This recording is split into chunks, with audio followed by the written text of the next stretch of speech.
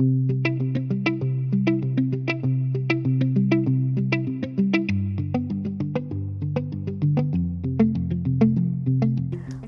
up everyone, my name is Kelsey, welcome back to my channel.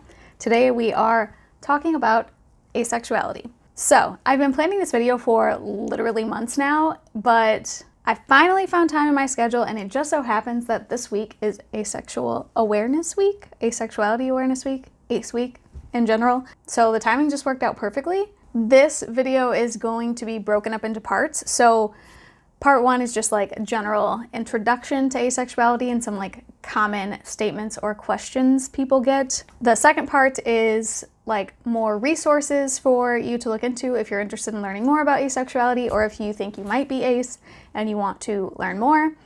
And part three is book recommendations. So if you're just here for the books, this is a book channel. I'll link timestamps in the description so you can just skip ahead. So into the discussion. First up, what is asexuality? Asexuality is a sexual orientation, just like homosexuality or heterosexuality, bisexuality, pansexuality, and so on. It just means that you experience sexual attraction to no one, the absence of sexual attraction. Asexuality is also an umbrella term for more specific descriptions of asexual experiences. So some of the more common ones are gray sexuality, which is someone that experiences sexual attraction only occasionally or inconsistently or only under certain circumstances. And there's also demisexuality, which is someone who only experiences sexual attraction when they have an emotional bond with someone. There are also many, many more labels under the asexuality umbrella that describe really specific experiences, like you might hear autocorosexual or anegosexual. You might also hear phrasexual. There are so many labels under this umbrella to describe people's specific experiences, and more than I could possibly cover in this intro video. So you might also hear allosexual, which is a term asexual people use to describe not asexual people. So it just means not asexual. Okay, into the common things ace people hear. First is, do asexual people have sex? And some do and some don't. So there are three ways that a lot of ace people describe their feelings towards sex. So there's sex favorable, which is someone who is asexual but likes the idea of sex for themselves anyways. Maybe they have a high libido, maybe they just like it. There's also sex ambivalent or sex indifferent, which is someone that has no strong feelings about sex. They're not particularly interested, so they might have sex with a certain partner or for other reasons, but they're not likely to seek it out for themselves. That's me. Then there's sex averse or sex repulsed, which describes people that are uncomfortable or repulsed by the idea of having sex themselves. Quick side note, because these often get confused or these two sets of terms get conflated. So the three terms I just described, sex favorable, sex indifferent, sex repulsed, are personal attitudes towards sex for an individual. But there's also social attitudes towards sex, which are sex positive, sex neutral, and sex negative. So those are an individual's attitudes towards how society views sex. So you can be sex repulsed and sex positive. It just means that you are repulsed by the idea of sex for yourself, but understand that sexuality can be totally normal part of life, and there's no reason for society to feel shame for that. Some people ask why you would have sex if you're not sexually attracted to someone, and my favorite metaphor for this, of course, involves food. So say you are allo and you're hungry. So hunger would describe your libido, your sexual desire, your sex drive. So you're hungry, you go to your kitchen, you open the fridge, and you see a piece of cake and think, wow, yum, that cake looks delicious, which would be your attraction, and you eat the cake. That's sex. Now, an ace person with a high libido or high sex drive, it would be like, you're hungry, you open the fridge, nothing really looks good, but there's cake, so you might as well eat it. It's obviously an imperfect metaphor because everybody gets hungry, but not everybody has a high libido or sex drive. Hopefully that clears it up a little bit. You can have a high libido and be asexual, and you can choose to have sex even if you're not sexually attracted to someone. Okay, next we're going to talk about the split attraction model, which is where things get a little more complicated. So some people have different experiences between their sexual attraction and their romantic attraction. Romantic attraction can be described with the same kind of prefixes that sexual attraction can, so heteroromantic, homoromantic, biromantic, and so on. And people can be any combination of these labels. So you could be asexual and panromantic, which is what I am, or you could be demisexual and homoromantic, or gray sexual and heteroromantic. All of those are totally valid ways to describe your sexual and romantic attraction. Someone who is aromantic doesn't experience romantic attraction, which is sort of an overlap with asexuality. So asexuality is lack of sexual attraction, aromanticism is a lack of romantic attraction. You can be one or the other or both. Romantic attraction also has variations, much like asexuality, where you could be gray romantic or demi-romantic and so on. For some people, their sexual attraction and romantic attraction are aligned, for a lot of people, really. So someone could be asexual and aromantic, or they could be bisexual and biromantic, or homosexual and homoromantic. So that's where the split attraction model comes into play. It's just a way for people to more specifically describe how they experience attraction. For some people, when their romantic and sexual attraction align, they may just use the term asexual if they're asexual and aromantic, and those two are the same. This is where things are a little weird because we've gotten to this point where people in the queer community and even asexual and aromantic people expect aces to use the split attraction model all the time, where like if someone tells you they're asexual, other people expect them to follow up with a romantic orientation as well, which has always kind of bothered me, and it's just strange to me that some people expect asexuality to come with a romantic qualifier, but that's not the same for any other sexual attraction. Nobody expects a bisexual person to also clarify that they're biromantic. It's just an odd thing that seems to fall primarily on asexual people. So, I mean, really your best bet in all cases is to not assume anything. Listen when someone tells you their labels and how they identify, but it's just good to keep in mind that an asexual person may also be aromantic and only use the label asexual, and there's nothing wrong with anyone that wants to just use the asexual label. Okay, next common question is, do asexual people date? And once again, some do and some don't. Ace people that still experience romantic attraction may want to date people that they're romantically attracted to, but some might not for personal reasons, or just because dating as an ace person can be really complicated. Entering into any kind of romantic relationship usually comes with some sort of expectations of sexuality, which is difficult to navigate, especially for someone who is newly ace or still figuring things out. Ace people that do not experience romantic attraction might not have any of the feelings that people associate with dating and romantic love, but that doesn't mean they don't date or don't want to date. A desire for a partnership or a long-term relationship doesn't necessarily have to be sexual or romantic. You might have heard the term QPR, or queer platonic relationship, and there are plenty of ace and aroace and aromantic people who are interested in a relationship like that. And again, some people may not be interested in dating at all. Okay, so next up I have some common aphobic rhetoric, or basically shit ace people are tired of hearing. And a lot of this overlaps with shit aromantic people are tired of hearing, but there's some differences. The first is you'll find someone eventually, or the similar but worse, I bet I could change your mind, with varying degrees of vulgarity involved. Just don't. Just don't. Also, you're too pretty to be asexual, or you don't look asexual, which I generally think is supposed to be a compliment, but is very strange because if you are asexual, there's no way you could be too pretty or don't look asexual. It just is, you just are. And then next up, and this generally comes from the queer community, which is a huge bummer, it is you're not LGBT or you're not queer, and usually goes hand in hand with you're not oppressed. So a few responses to this. First of all, queerness is not a competition. You don't have to prove how queer you are, and you don't have to justify your queerness to anyone. And it's definitely not a who is more oppressed competition. The like the eventual long-term goal of the queer community is that no one will be oppressed.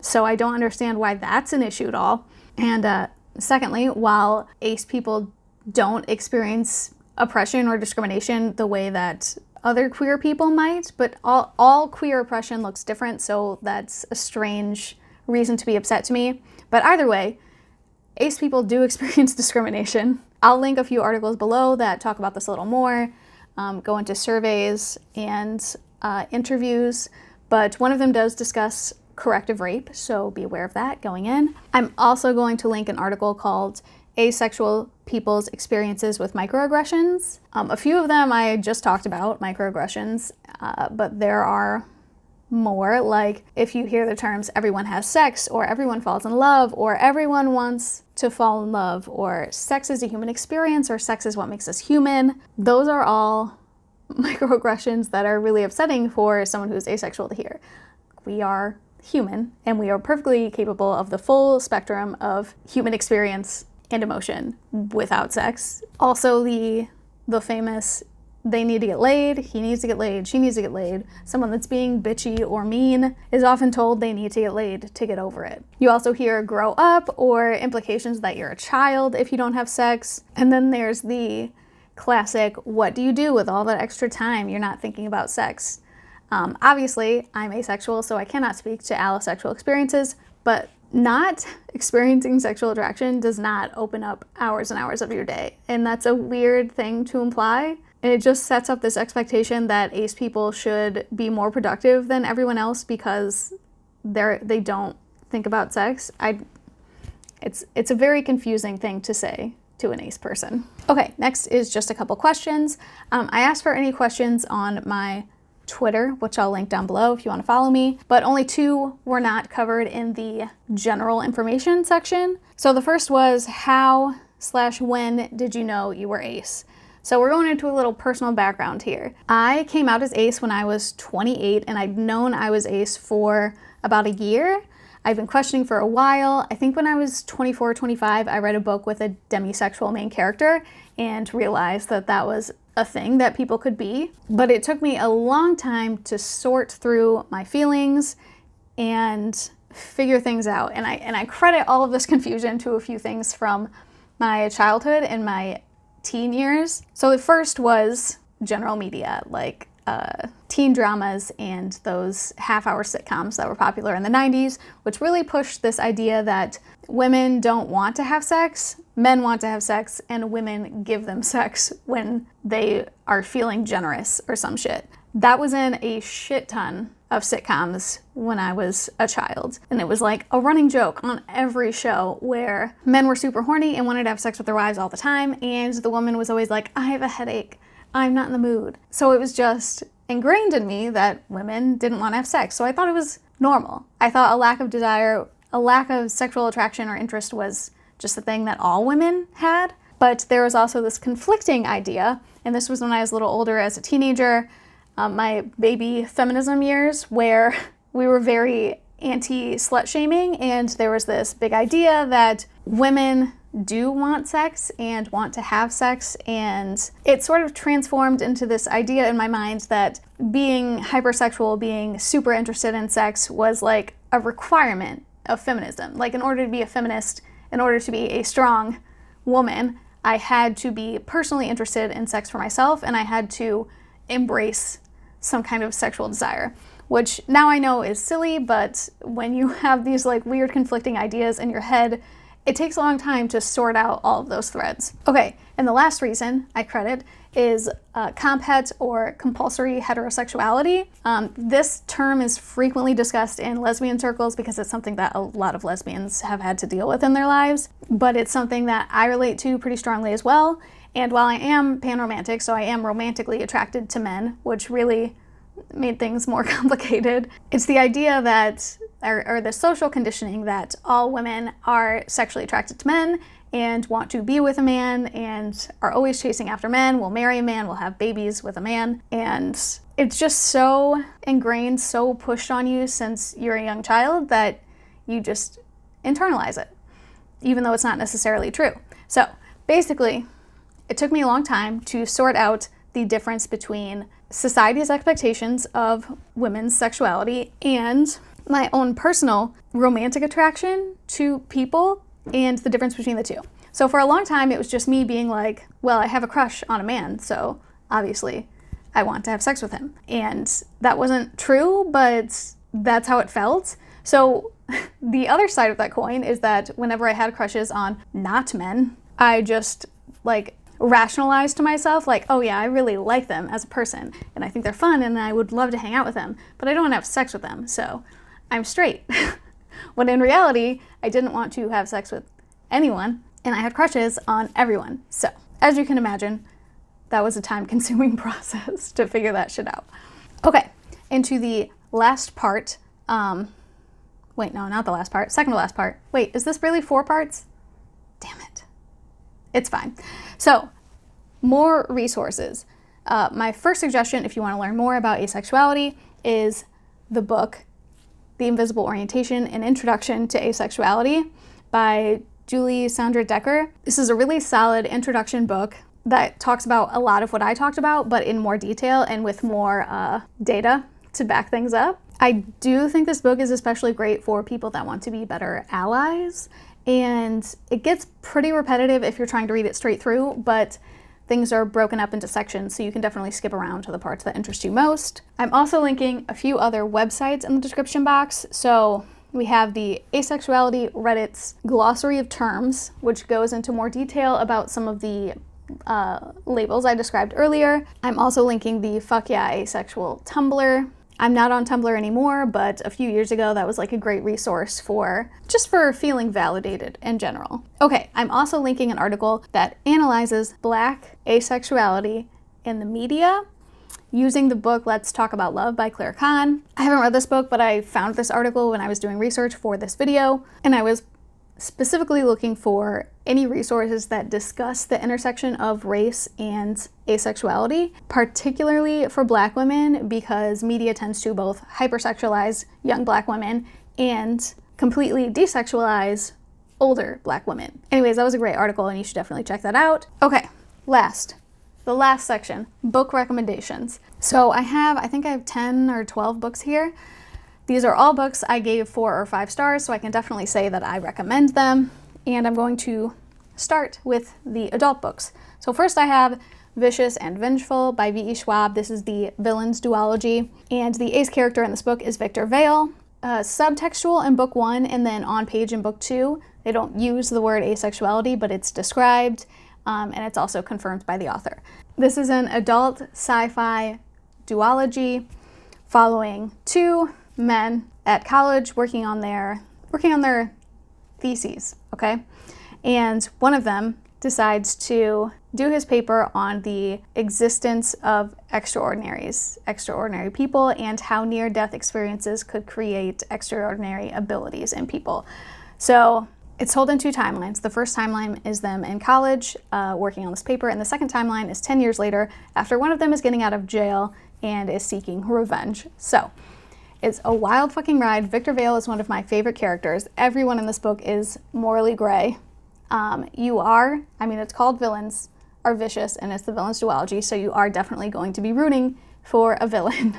Next is The Perfect Assassin by K.A. Dorr. This is part of the Chronicles of Gadid series. I think it's trilogy. So the first book follows Amistan, who is our asexual character. Explicit on page, but once again, the word asexual isn't used on page, and it's also confirmed by the author. This follows our main character, Amistan, who is an assassin in training. He's finishing his assassin final exam, all right? And right after he does this, he's questioning whether he really wants to be an assassin, but it's such an important part of this society that he feels obligated. But shortly after this time, he finds a dead body, and after he finds this body, a mystery takes off. They're investigating who killed this person and why. So it's sort of a fantasy assassin murder mystery, and it was excellent. So Amistan is asexual, and there's also a male-male romance, so he is homoromantic. Okay, next book I have is Teeth and Claws by Zaya Feli. This is the Icefjord Saga duology. So Teeth and Claws are the titles of the books. The asexual character is Corel. It's explicit on page in book 2 and confirmed by the author. The word asexual is not used on page. According to the text, he's asexual and aromantic. This is a fantasy Viking story. I can't get too into the plot. It's way too complicated. Basically, it follows 3 different characters whose stories are all kind of tied together, and there's a pretty big political plot. There's a lot of individual battles and secrets being kept from each other. Really, really good. I actually had heard about this book, this series with the asexual main character, and I decided I wasn't going to film this video until after I read it because it sounded so promising. And it's a good thing I did. So next I have The Last Sun and The Hanged Man by Katie Edwards, and it's part of the Tarot Sequence series. This is a 9-book series, all right? Only 2 books are out so far, and the asexual character in this book is Quinn St. Nicholas. He's a teenager, though this is an adult series. It's subtext in the novels, explicitly on page in the novella, confirmed by the author, and the word asexual is used in the novella. We also have our main character, Rune St. John, is demisexual. That's confirmed by the author, subtext, and I can't recall if the word demisexual is used on page in the novella. I have a whole video on why you should read this book, so I'm going to link it up above. But really, Quinn St. Nicholas is an amazing character. I love him so much, and I really love that the main character is demisexual because, you know, the book world is short on demisexual characters. And in book 3, I think it's book 3, it might be book 4, Quinn is a perspective character. In the first 2 books, only Rune is a perspective character. So I'm excited to see where that goes. Next is Perfect Rhythm by Jay. The asexual character in this book is Holly, and she's an ace lesbian. This is an adult romance, like a small town romance. Very sweet with some heavy subplots. One of the main characters' father is very ill and dying, so there's aspects of grief. But the romance between the 2 is very convincing, and asexuality is a theme throughout the novel. It's discussed heavily. Holly's had bad romantic experiences in the past because of her asexuality, and she discusses it up front with the other love interest. Okay, next I have Every Hearted Doorway by Shauna McGuire. The asexual character in this book is Nancy. It's used explicitly on page. She says it up front, and the term asexuality is explained in the book. This is a fantasy novella. It's in a series of novellas, and it's basically set at this school. It's for children who have traveled to portal fantasy worlds and come back and don't know how to deal with the real world. So they're basically there for recovery, and each book follows a different main character. I can't say asexuality is like a heavy theme of this book, but it is mentioned, and Nancy is asexual, so I enjoyed that. Okay, now I have young adult selections. The first is Saw Kill Girls by Claire Legrand. This is a kind of contemporary fantasy set on an island where girls have been disappearing, and there are 3 main characters whose stories intertwine as they investigate the disappearances. The asexual character in this book is Zoe. It's used explicitly on page. It's a theme of the novel, and there's a discussion about it with another character. Next is Hall Metal Girls by Emily Skrutsky. And a quick little content warning here, because asexual and aromantic character is exposed to sexual content without their consent.